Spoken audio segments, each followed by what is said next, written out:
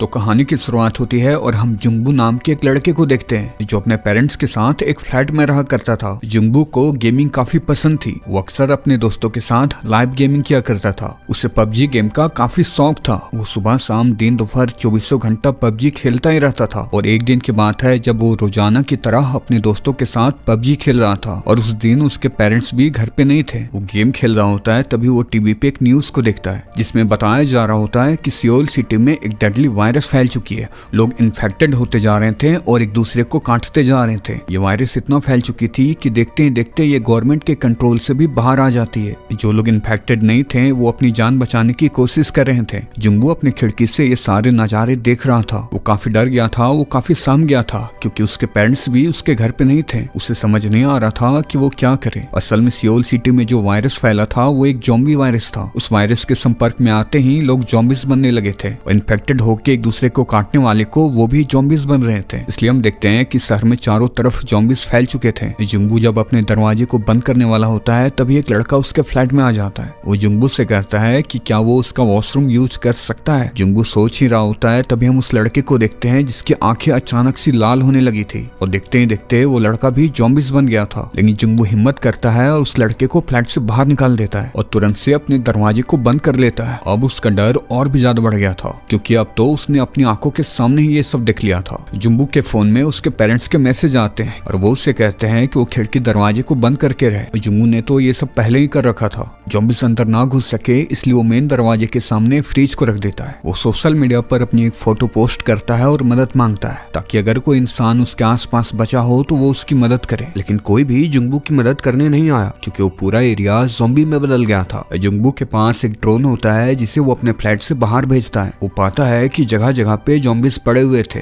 जहाँ तक नजरें जाती वहाँ पे ज़ॉम्बीज ही दिख रहे थे। अब उसका फोन भी डेड होने को था। थोड़ा वक्त के बाद जब उसे एहसास होता है कि माहौल थोड़ा शांत हुआ है तो वो अपने फ्लैट से बाहर निकलता है। लेकिन जैसे ही उसने अपने दरवाजे को खोला बाहर ज़ॉम्बीज खड़े हुए थे। फिर जुंगबू दरवाजे को तुरंत से बंद कर लेता है। ये ज़ॉम्बीज कुछ अलग से ज़ॉम्बीज थे। इन्हें आए दिन का अपना जो रूटीन था वो इन्हें याद था। हालांकि ये ज़ॉम्बीज बन गए थे लेकिन ये जैसे पहले काम किया करते थे वो अब भी ऐसे काम पे जाया कर रहे थे। अब सुबह होते ही जो लोग ऑफिस जाते थे वो ज़ॉम्बीज बनने के बाद भी वो ऑफिस जा रहे थे। वक्त गुजरता जा रहा था और जुंगबू की मुश्किलें बढ़ती जा रही थी क्योंकि अब उसके पास जो बचा हुआ खाना था वो भी धीरे धीरे खत्म होने लगा था। वो रोजाना एक वीडियो बनाता और उसे पोस्ट करता ताकि अगर कोई जिंदा हो तो उसे मदद मिल सके। पर अभी तक उसके पोस्ट पर किसी भी तरह का रिप्लाई नहीं आया था। फिर एक रात जब जुंगबू अपने खिड़की से बाहर देख रहा होता है तो उसे बाहर एक पुलिस वाला दिखाई देता है। वो ज़ॉम्बीज नहीं था बल्कि वो एक पुलिस वाला था। जुंगबू उस पुलिस वाले को देख के काफी खुश हो गया था। लेकिन जब वो पुलिस ऑफिसर किसी चीज से टकरा जाती है तो ये उसकी आवाज ज़ॉम्बीज सुन लेते हैं। वो पुलिस ऑफिसर को देख लेते हैं और उसे भी मार डालते हैं। जुंगबू की जो थोड़ी आशा दिखी थी वो भी अब खत्म हो चुकी थी। और यहाँ पे जैसे जुंगबू पीछे मुड़ता है तो वो देखता है कि उसके घर में एक ज़ॉम्बीज आ गया था। वो ज़ॉम्बी भी जुंगबू पर अटैक कर देता है। और यहाँ जुंगबू चालाकी करता है और वो नीचे गिरने की नाटक करता है। ज़ॉम्बीज नीचे गिर जाता है और जुंगबू ऊपर आ जाता है। अगली सुबह जब वो उठता है तो वो देखता है कि उसके घर में जो खाने की चीजें थी वो भी अब खत्म हो चुकी थी। उसके पास कुछ बियर्स के बोतल थे, बस वही बचे हुए थे।